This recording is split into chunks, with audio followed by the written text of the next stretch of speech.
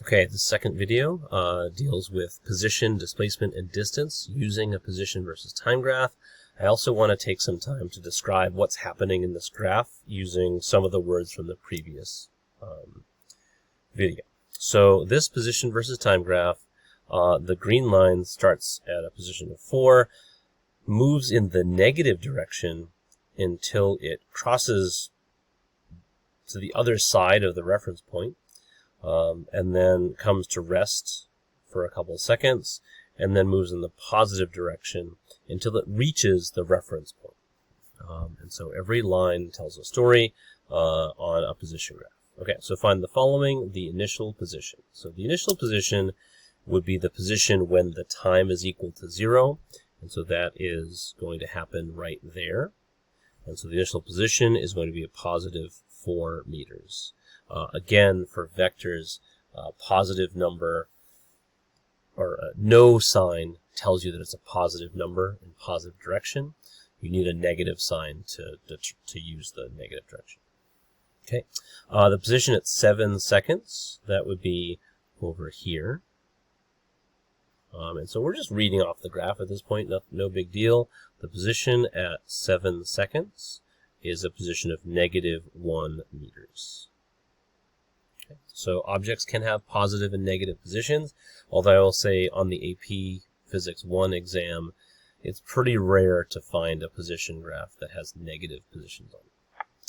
Okay, next up is displacement from t equals 1 second to t equals 9 seconds. Now displacement is final minus initial position.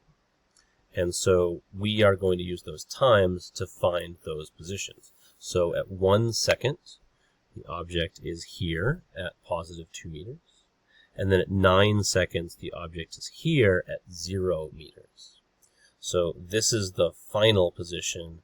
This is the initial position. So the displacement from 1 second to 9 seconds is actually the position at 9 seconds, which is 0 meters, minus the position at 1 second, which is positive 2 meters. And so the displacement over that 8-second interval is negative 2 meters. And so the object winds up 2 meters further in the negative direction compared to when it started. Even though it does spend some time moving in the positive direction, it moves further in the negative direction. And then the distance traveled from 0 to 9 seconds. Just be careful with these because distance is something that is only ever positive as long as an object is moving. So here we go. From 0 seconds, this object moves in the negative direction. And so I'm going to consider this like first leg of the journey. It goes from 4 down to negative 2. So if I think of it as like how many ticks on the number line it's gone 1, 2, 3, 4, 5, 6 meters. So this first leg of the journey, this object has traveled 6 meters. Now I know it's traveled 6 meters in the negative direction, but for distance, that doesn't matter. All right, next up, the next leg of the journey is easy because it starts at negative 2 meters and it ends at negative 2 meters.